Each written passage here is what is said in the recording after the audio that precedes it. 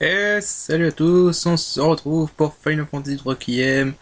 Aujourd'hui on va continuer le scénario, mais avant je vous montre un petit truc. Regardez bien cet endroit, parce que en fait j'ai oublié de sauvegarder, j'ai dû recommencer toute cette quête et je me suis rendu compte de ça par hasard. Mettez Move Find, bam, un point de sauvegarde. Le seul point de sauvegarde de Shumi Village. Et il est invisible. Je trouve franchement que c'est dégueulasse d'avoir mis des points de sauvegarde invisibles dans ce jeu. Bref, donc on se retrouve ici à Balan, vous voyez qu'il y a un autre Garden qui est là. Et nous allons aller à Balan. Alors, pour cette partie du scénario, Zell est obligatoire, donc on va le foutre tout de suite. Et on va se préparer. Même si je vais me louper, vous allez voir pourquoi. Donc habileté, donc Zell va être inutile. Parce que voilà, il n'y a rien d'intéressant à exploiter avec Zell. Donc moi ce que je vais faire c'est que je vais lui booster ses HP et en gros on va essayer de tanker comme on peut avec Zell. C'est vraiment chiant qu'ils aient mis Zell obligatoire. On va se soigner. Ensuite, on va se préparer. Donc habileté, Thunder. Alors, vous voulez, donc là ce qu'il me faut c'est il faut 100 rafales et 100 tornades sur tous les parts, sur toute l'équipe. Et il faut que vous les associez à la défense mentale. Donc il faut que vous ayez au moins 3 G-Force avec défense élémentale x 2. Donc moi j'en ai 3, donc c'est Shiva, Ifrit et Léviathan. Pardon. Voilà. Ensuite je vais donner les ultimas à Squall parce que Squall il a magie plus 30%, magie plus 20%, magie plus 10%, donc il va faire plus de dégâts. Mais si je vais pas mettre les 3 en même temps, mais au moins 30 et 20% c'est déjà pas mal. Faut savoir qu'en plus ça s'additionne, donc ça veut dire que ça va faire magie plus 50%. Et on va créer quelques Shieldstones, même si j'en ai que 2. Parce que en fait là on va faire un des combats les plus durs du jeu. Et vous allez voir que ça va assez mal se passer. Du moins au tout début. Sauvegarder. Sauvegarder à tout prix avant d'entrer dans Balan et ne sauvegardez pas à l'intérieur de Balan. En fait une fois que vous serez rentré à l'intérieur de Balan, vous ne pourrez plus en sortir. Donc si vous avez oublié des trucs et tout ça à préparer, voilà. Et vous avez remarqué que j'ai oublié de faire un truc avec Squall. Mais bon, c'est pas grave, vous avez... Donc on arrive, et Galbadia occupe Balan et bloque l'entrée. Donc personne ne peut rentrer, personne ne peut sortir. Et ceux qui tiennent l'hôtel ont été virés parce que c'est là que va être le quartier général.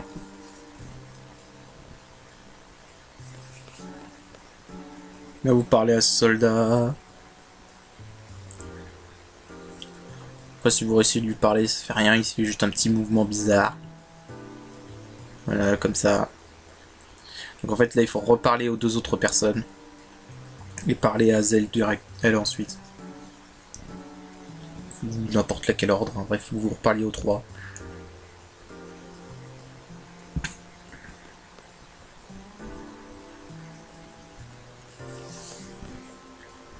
Et voilà, le garde vous trouve suspicieux, il vous demande ce qui se passe. Et là, vous lui dites que vous avez des... Et là, en gros, on va lui dire qu'on a des informations sur Elon, alors qu'on n'en a pas. Il va nous laisser rentrer. Ils sont cons, ces gardes. Vraiment, la mentalité à Galbadia est pas terrible. Alors, faut savoir, cette partie du scénario, il va y avoir aucun combat aléatoire. Il va juste y avoir 2 combats de boss d'affilée. Donc, voilà. Donc c'est vraiment pour ça que je vous dis de sauvegarder à l'extérieur de la ville, parce qu'une fois que ce garde va vous laisser passer, vous pouvez plus sortir. Du moins, je ne crois pas. Et donc voilà, comme il n'y a aucun combat aléatoire, vous avez aucun moyen de voler des magies, aucun moyen de faire farmer des objets, aucun moyen de faire du level up, rien du tout. Donc vraiment, préparez-vous bien avant d'entrer ici. Et alors là, je vais faire un truc, parce qu'en fait, le but donc ça va être d'entrer dans l'hôtel de Balan. Ouais, tiens d'ailleurs, voilà. Donc vous associez Tornade et Rafale pour pouvoir absorber l'élément vent. Si vous faites pas ça, le combat qui va suivre, qui est déjà très dur de base, va être encore plus dur. Et croyez-moi, il vaut mieux. Il vaut mieux avoir une absorption au vent. Je pense que ceux qui connaissent ce jeu savent pourquoi.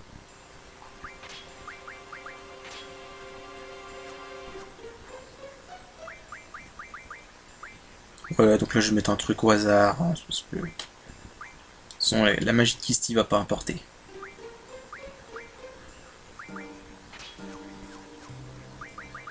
Et j'ai mis Quake qui était associé à sa force, mais la force de Kisti, on s'en fout. On s'en fout réellement. Ouais, j'ai remis mes Quake parce que je me suis rendu compte que ça faisait un petit moment qu'il fallait que je les remette. Que je remette les Quake à 100. Alors, ensuite là, pour Kisti, ce que je vais faire.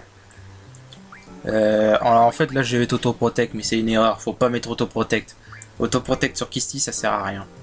Vous êtes mieux de la laisser avec HP plus 40% pour qu'elle puisse mieux tanker. De toute façon, le premier combat va être une catastrophe du fait que j'ai fait des erreurs. Là notamment, en fait, comme un con, j'ai fait auto magie. Et comme un débile, du coup ça m'a annulé les associations que j'avais fait pour mes résistances au vent. J'ai été débile, je m'en suis pas rendu compte et du coup ça va vraiment... bah vous allez le voir, ça va vraiment me porter préjudice.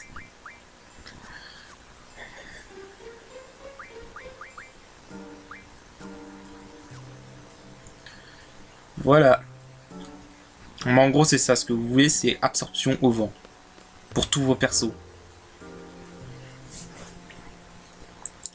Alors là, en fait il y a deux façons d'entrer dans l'hôtel et de déclencher le combat de boss.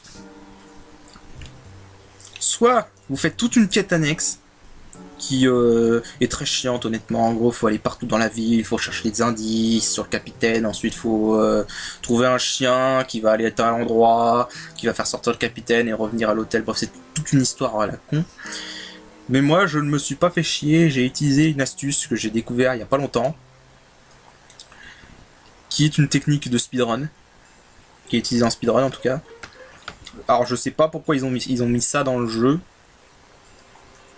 En gros, une fois que vous avez fait ce petit dialogue avec les soldats, ce que vous faites, vous sortez de la zone, vous rentrez, vous ressortez, et vous faites ça je sais plus combien de fois, et à un moment en fait, les soldats vont changer de position. Il y en a un qui va être au sol, accroupi devant la porte, et un autre qui va être contre le mur. Et en fait, à ce moment-là, vous parlez au soldat qui est accroupi devant la porte, et ça va déclencher direct la suite, les éléments de boss. Alors pourquoi ils ont fait ça, mais je sais pas, mais voilà, ça nous fait skipper une quête assez chiante, donc voilà. Je crois que je vais faire un cut jusqu'à ce que j'ai réussi. Il y a un nombre précis d'aller-retour à faire, mais je connais pas le nombre exact.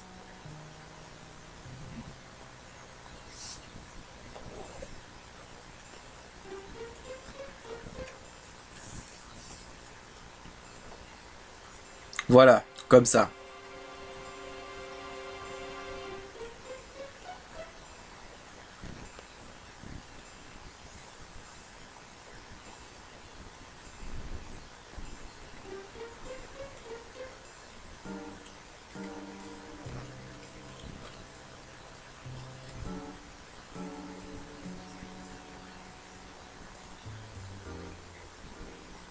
Pardon, fallait parler soldat qui est à gauche. Et voilà, surprise, le capitaine est à Raijin. Un des potes de Cypher, pour ceux qui ont oublié. Et bien évidemment, le commandant, c'est Fujin.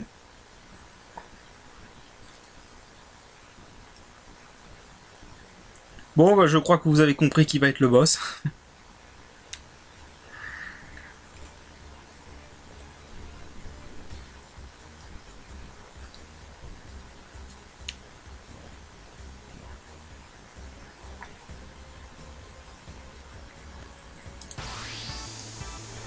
Donc voilà, boss time. Alors, donc Raijin et 2 soldats galbadiens. Alors ce combat là est facile. Ce combat là il n'y a aucun problème, vous devriez le gagner relativement simple. Parce que Raijin ne fait que faire des attaques normales. Alors il tape fort mais il tape pas encore trop fort, ça va. Donc il suffit juste de se mettre protect et de bourrer la magie et puis... Voilà.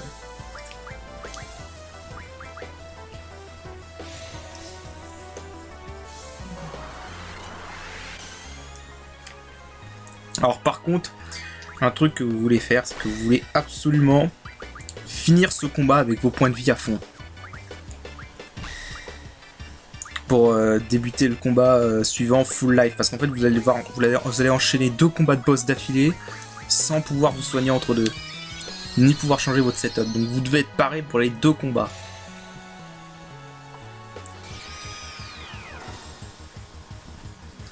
Donc voilà. Donc là ce qu'on va faire, c'est qu'on va faire des doubles.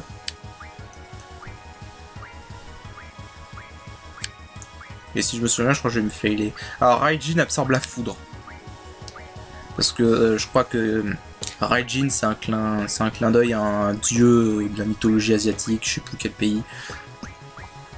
Peut-être japonaise, je sais pas, mais en tout cas c'est un rapport avec un truc mythologique qui a un rapport avec la foudre. Donc voilà, il a 24 000 HP, niveau 30, donc voilà. Il est faible au poison, mais bon, le poison c'est pas vraiment un élément qu'on peut exploiter parce que la seule magie qui fait des dégâts de poison, elle est pas terrible.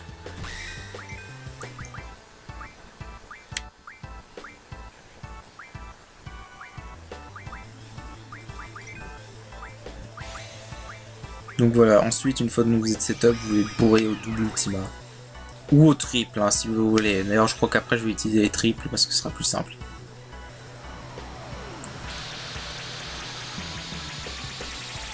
Ouais, parce qu'en fait, comme je vous l'ai dit, donc j'ai mal setup là, j'ai oublié de faire des trucs sur mon setup. Du coup, autant le dire tout de suite, hein. Nous allons avoir le droit à notre premier game over de ce let's play dans le prochain combat. Et voilà. D'ailleurs, on va avoir droit à 2 game over pour le prix d'un, je vous préviens tout de suite. Donc voilà, faut vraiment pas s'y tromper, hein. Ce hard mode est quand même vachement plus chaud que le jeu de mode base. Faut pas croire, mais un joueur qui a joué qu'à la version de base et qui arrive dans ce hard mode, il y a de grandes chances que vous fassiez tuer avant. Que vous fassiez tuer très souvent. D'ailleurs, ce combat est... Enfin, le boss qui va suivre après, parce que là, ce combat-là, il est facile. Mais le boss qui va suivre après, c'est un gros pic de difficulté, hein, croyez-moi.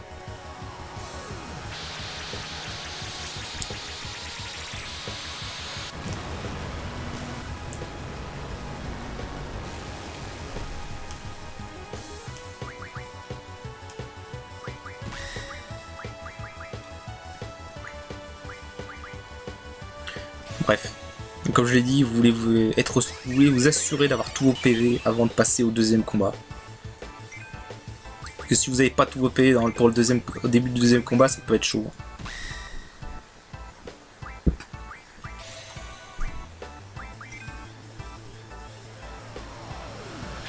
Donc voilà, 3 fois double ultima, c'est bon.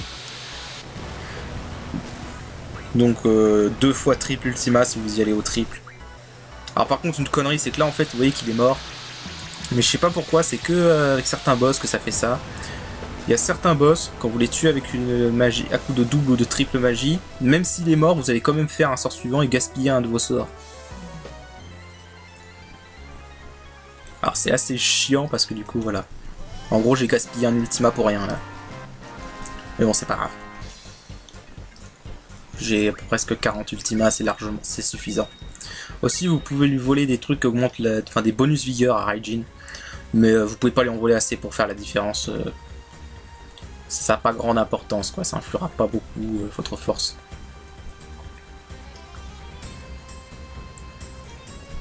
Donc voilà, surprise, le commandant c'est Fujin.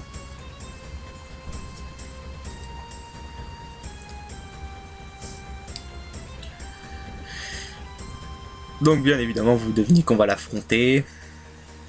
Et qu'on va l'affronter avec Raijin. Alors un truc marrant, c'est qu'en fait là il nous fait tout un speech, comme quoi il se sent carrément mieux, qu'il est satisfait, etc. Dans le jeu de base, ça se voit pas du tout durant le combat. Dans le hard mode, ils ont décidé de rendre ça beaucoup plus visible. Donc voilà, Raijin et Fujin. Alors je vous présente le combat le plus dur du CD2. Et peut-être le deuxième ou troisième combat le plus dur du scénario, honnêtement. Voilà, on commence bien. Alors voilà, votre problème numéro 1, c'est Raijin.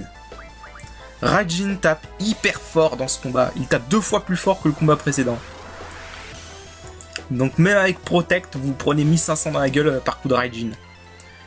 Et Fujin, elle fait des magies. Alors voilà, Tornade. Ça, c'est l'attaque pour laquelle vous voulez une défense au vent. Que voilà. Donc là, vous voyez, j'ai oublié d'associer ma défense élémentaire au vent. Donc du coup, Squall prend 1200 par Tornade. Alors je peux vous dire que si vous n'avez pas votre défense au vent, vous prenez 1200 par Tornade plus Raijin qui tape. Alors moi, votre équipe elle va pas faire long feu. Donc voilà, mais votre problème numéro 1 pour ce combat, c'est Raijin. Parce que Raijin peut one-shot vos persos. Et on va le voir après, mais il a une nouvelle attaque aussi, par rapport au combat précédent. Voilà, Raijin spécial. Matez les dégâts. Voilà.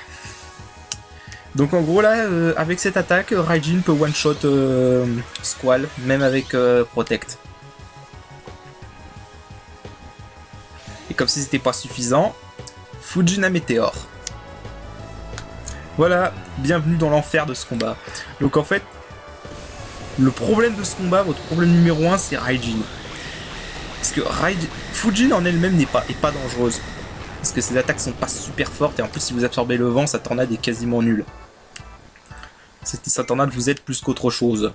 Le problème c'est que si vous prenez trop de dégâts du météore et que derrière Raijin fait son Raijin spécial, Raijin peut one-shot n'importe quel perso. Même un coup du météore ça suffit pour que Raijin puisse one-shot. Deuxième problème, ils sont très rapides. Ils sont très rapides. Alors ça, voilà, ça c'est clair et net.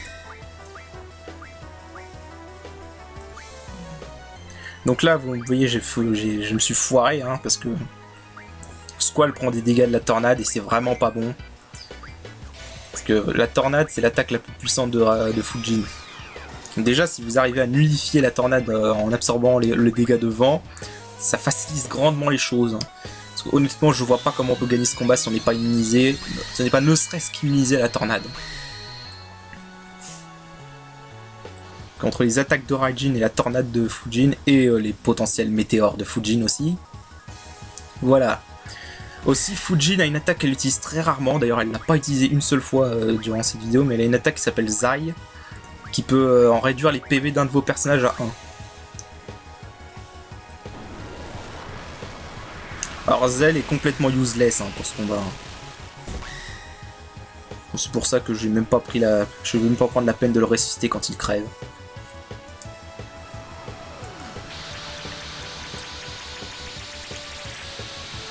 Donc en fait la tactique c'est ça. Donc la tactique en fait c'est qu'il faut c'est que je vais utiliser Kistis pour le support et Squall pour attaquer avec des doubles tornades. Enfin là c'est double ultima, mais après j'attaquerai avec les triples ultima. Alors vous pouvez voir d'ailleurs que Fujin a une très grosse défense à la magie, contrairement à Raijin, mais ça on s'en fout parce que vraiment comme je l'ai dit, voilà, Raijin c'est le problème numéro 1. Une fois que Fujin est tout seul, ce combat est super simple. Mais tant qu'il y a Raijin et Fujin en même temps, c'est même pas la peine. Voilà. Et là au passage j'ai découvert un truc que je ne savais absolument pas avant de faire cette partie. Parce qu'en fait Raijin est un combattant en quelque sorte honorable parce qu'il refuse de frapper les personnages féminins. Donc c'est pour ça qu'en fait mettre Auto Carapace sur Kissis ça servait à rien. Mais je le savais pas.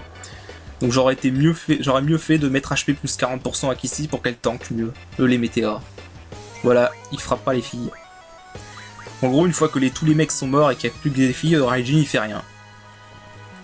Alors ça peut être une bonne astuce si on veut faire un solo. Mais...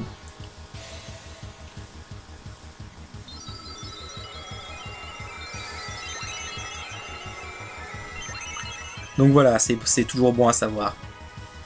Sachant que vous avez que Squall et Zell obligatoirement pour ce combat, ça veut dire que vous pouvez avoir un perso que Raijin ne ciblera jamais. Si vous prenez donc Kistis ou Linoa, puisque Selfie n'est pas utilisable pour ce combat. Et bon voilà, comme vous voyez, sans blindage aussi, Météore fait mal. Météore de Fujin fait carrément mal. Donc non, franchement, c'est vraiment un des combats les plus durs du scénario avec ce hack. Voilà, je vous le disais, rapide. Très rapide. Donc vraiment, ne sous-estimez pas du tout ce combat. Mais vraiment pas. Ça peut vite partir à la catastrophe, comme vous allez le voir là. Voilà, alors quand vous êtes retrouvé dans cette position avec Kistis qui est mort et plus que Zell ou plus que Squall, ouais, vos chances de survie sont de 0 parce que Raijin va attaquer. Comme ça. Donc voilà, on a notre premier game over de ce let's play. J'espère que vous avez apprécié. On en aura peut-être d'autres plus tard. Mais non, je le redis, hein, c'est vraiment un des combats les plus durs du scénario dans ce hard mode. Donc là, j'ai fait un cut pour la deuxième tentative. Deuxième tentative que je vais foirer aussi, je vous le dis tout de suite. La troisième va être la bonne. Donc là vous voyez que maintenant du coup j'ai mis HP plus 40% à Kistis, donc Kistis a presque 4000 HP. Et donc maintenant je m'en fous que Kistis ait Protect. Enfin il y a toujours Fujin qui peut attaquer Kistis physiquement, mais les dégâts que Fujin fait sont pas... les dégâts physiques sont ridicules par rapport à ceux de Raijin. Raijin tape quasiment 2 fois plus fort que Fujin en termes d'attaque physique. Donc voilà. Donc non, vraiment, Raijin est vraiment votre problème numéro 1. Une fois que Raijin est battu, par contre, après ce combat devient très simple. Mais faut encore le faire, quoi. Et le problème, c'est vraiment son attaque spéciale à Raijin, l'attaque, le Raijin Special. Je crois qu'ils l'ont traduit Raijin Kick en français. Que le Raijin Kick, en gros, voilà, même avec Carapace fait 3000 de dégâts, donc à moins d'être vraiment full life, c'est vraiment, c'est un one shot quoi. Et donc pour peu que ça se passe comme là, que Fujin vienne de faire un météore et que Raijin agisse directement après sans que vous ayez le temps de faire quoi que ce soit, bah c'est un perso en moins quoi. Voilà, donc par contre, vous voyez, l'absorption à tornade, ça facilite quand même vachement les choses.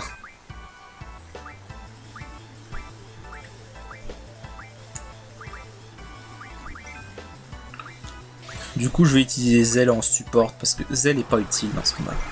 Zell, c'est vraiment le boulet de ce combat, j'aurais préféré avoir Irvine, honnêtement. Parce que Irvine, au moins, j'aurais pu faire les balles anti-char et faire des bons dégâts à Raijin, mais... Là, avec Zell, son limit break est juste pas exploitable. Du moins, pas à ce stade du jeu. Donc là, triple ultima. Alors, Raijin, si je me souviens bien, il a un truc du genre 30 000, 32 000 HP durant ce combat. Fujin, elle a 26 000, 27 000, je crois. Enfin, je vais faire un scan sur Fujin à un moment, on verra bien. Donc du coup, faut 2 fois le triple ultima pour battre Raijin. Et il faut faire triple ultima parce qu'en fait si vous faites pas triple ultima et que vous faites juste le double ultima, ce qui va se passer c'est qu'à un moment Raijin va se lancer une X potion qui va lui régénérer 5000 HP et du coup ça va rallonger le combat. Donc en utilisant triple ultima vous skippez la phase où il se lance une X potion.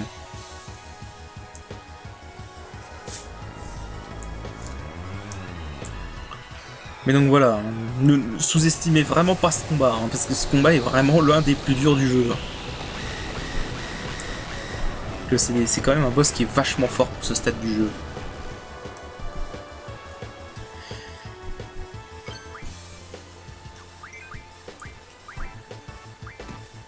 Voilà, là vous voyez déjà, c'est mal barré. J'ai fait full live sur Zell, c'est très mal barré, donc là j'ai en gros ça s'est fait, c'était un fail. Donc là du coup ce que je fais, j'ai essayé de transformer la carte Angelo en 100 élixirs. Il faut savoir que les 100 élixirs ont été modifiés dans ce mode Les 100 elixirs, en fait, dans la version de base, ça soigne complètement un de vos personnages, ça lui regère tous ses points de vie et soigne toutes ses altérations d'état. Mais dans ce hack, les élixirs, ce que ça fait, c'est que ça soigne 2000 HP à tout le monde. Ce que je vais faire, c'est que je vais utiliser un shitstone sur Squall pour gagner du temps. Pour gagner pour éviter d'avoir deux tours à faire. Plutôt que de faire 2 tours en faisant Protect puis Shell sur Squall, je préfère mettre un Shieldstone, comme ça il a directement les deux. Donc là, ça va être l'essai gagnant. Bref, donc on met Shell sur Kisti, encore une fois, Carapace, du coup on s'en fout, puisque Raijin ne va jamais attaquer Kistis.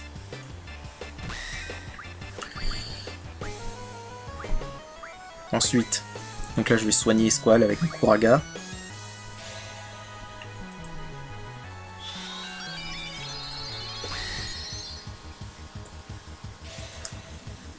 Voilà, là on se prend un météore.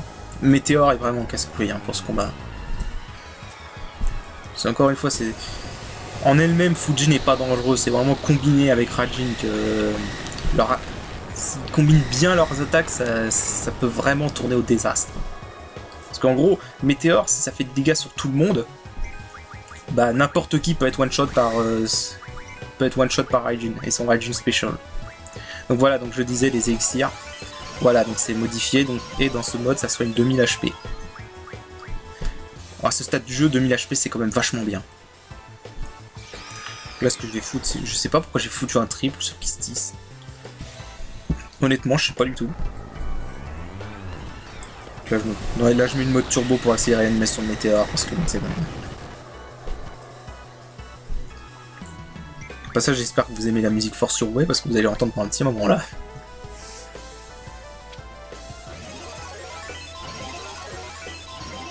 En gros, l'idée, là, ma stratégie, c'est de lancer un élixir à chaque météore. Donc là, je vais mettre triple sur Squall. Pourquoi je l'ai fait avant, mais je l'ai pas fait avant. Bon. Donc là, je vais avoir un tour gratuit avec Zell. Comme je m'en fous de Zell, ce que je vais faire, c'est que je vais voler la G-Force à Fujin. Parce que j'ai un tour gratuit. Mais, si vous n'avez pas un tour gratuit comme ça pour voler la G-Force à Fujin, vous inquiétez pas. Comme Fujin tank beaucoup mieux les ultimas, elle sera. Ah, si vous faites la stratégie des ultimas, Fujin sera toujours la dernière à mourir. Enfin, à tomber, parce qu'ils vont pas crever évidemment. Donc voilà. Vous aurez tué Raijin. Si vous faites les ultimas, vous tuerez Raijin forcément avant Fujin. Et c'est ce qu'on veut. Parce qu'une fois seul, Fujin est ridicule.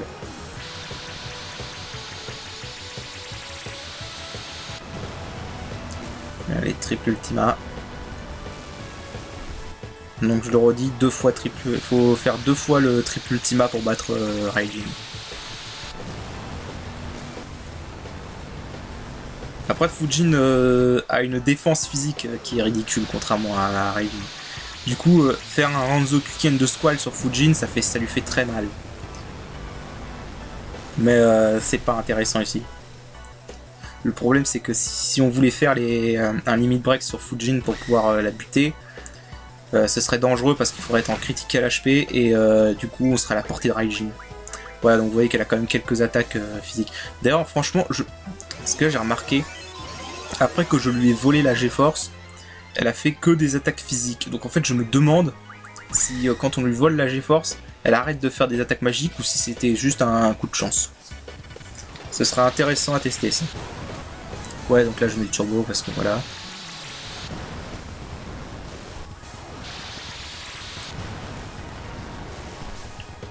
Donc voilà, comme ça Raijin est mort et il s'est pas lancé sa X-Potion. Parce que je crois que si il lui reste plus qu'un tiers de sa vie, il se lance une X-Potion pour 5000 HP, pour se générer 5000 HP. Et donc ça rallonge le combat inutilement, donc on va éviter. Donc là ce que je vais faire, c'est que je vais résister Zell. Histoire que Zell, les G-Force de Zell gagnent AP. Et en plus maintenant, de toute façon, comme Fujin est seul, on peut largement survivre. Donc en fait, une fois que Fujin est seul, vous pouvez considérer que vous avez gagné ce combat. Si vous perdez alors que Fujin est seul, c'est vraiment... c'est pas possible. Quoi.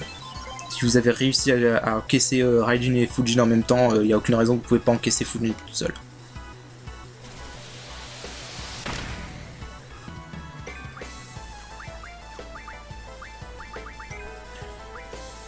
crois que c'est là que je vais lancer un scan pour voir. Faut savoir, dans la version de base, ils ont que 6000-8000 HP chacun. Là, on est carrément à plus de 30 000. Pour Raijin. Fujin, on est plus de 20 000. Donc franchement, ce combat a été fun. Ce combat a été fun. Il est très dur, mais c'est fun. Contrairement à la version de base, où encore une fois, c'est la version de base, les boss sont juste ridicules dans la version de base. En fait, Final Fantasy VIII manque cruellement de difficultés dans la version de base. Voilà, vous voyez, elle avait presque 26 000 HP, j'étais pas loin.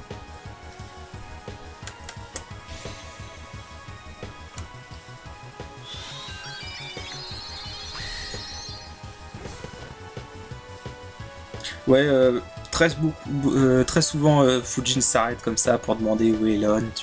Voilà. Je me demande d'ailleurs si ça lui consomme un tour de faire ça. Si ça lui consomme un tour, ça peut être c'est pas mal du coup. Pour l'anecdote d'ailleurs, honnêtement, avant ma deuxième ou troisième partie, j'avais toujours cru que Fujin était un mec. Parce que le truc, c'est que autant en anglais, on a des mots qui montrent clairement que c'est un mec, du genre her, she, etc. Autant dans la version française, dans les dialogues, en fait, si on prête pas attention au physique de Fujin, on peut très bien ne même pas s'apercevoir que c'est une femme. Alors, bon, je m'excuse si je sonne comme un imbécile comme ça, mais j'avais pas capté que c'était une femme la première fois que j'ai fait ce jeu. Je croyais que c'était un mec. Donc au passage, ils ont donné un méga elixir.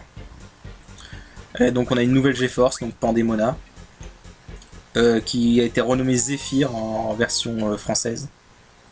Alors Pandemona, je suppose que c'est un clin d'œil à Pandemonium. Donc voilà. Donc aussi les méga elixirs, donc c'est pareil que les élixirs. Donc les méga elixirs dans la version de base, ça soigne tous les HP de tous les personnages. Dans cette version, ça soigne juste 4000 HP de tout le monde. Alors par contre, il faut savoir qu'il y a un bug dans ce hack. Je sais pas si le modeur s'en est rendu compte, mais il y a un bug. Donc, je vous l'ai dit, donc les élixirs et méga elixirs ont été modifiés. Mais le truc, c'est que leur modification ne s'applique que dans les combats.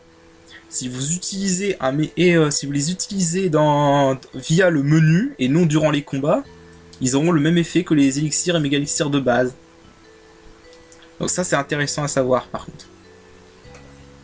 Donc si vous utilisez un méga elixir dans le menu, bah, ça aura l'effet d'un méga elixir de base, c'est-à-dire que ça régénérera tous les HP de vos persos et ça soignera toutes les altérations d'état.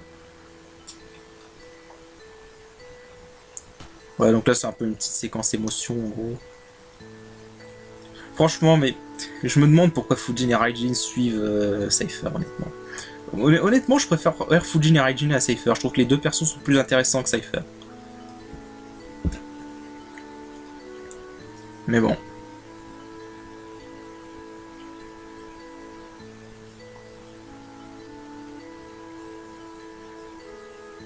Voilà, donc Squall qui est un peu en mise de questions, etc. Voilà. Alors, Fujin et Raijin, on les raffrontera plus tard, mais la prochaine fois qu'on les affrontera, ils seront beaucoup plus simples parce qu'on aura beaucoup plus de choses. Nos personnages seront beaucoup plus forts et beaucoup plus pétés. Donc vraiment, non, autant ce combat-là est très dur, autant le prochain qui aura lieu dans très longtemps sera beaucoup plus simple. Sont de manière générale avec une équipe complètement boostée de fin de jeu. Il n'y a que le boss final et un autre boss de la citadelle du Team Sia qui peuvent être chauds dans le scénario. Voilà, donc du coup je vais reprendre mon équipe fétiche.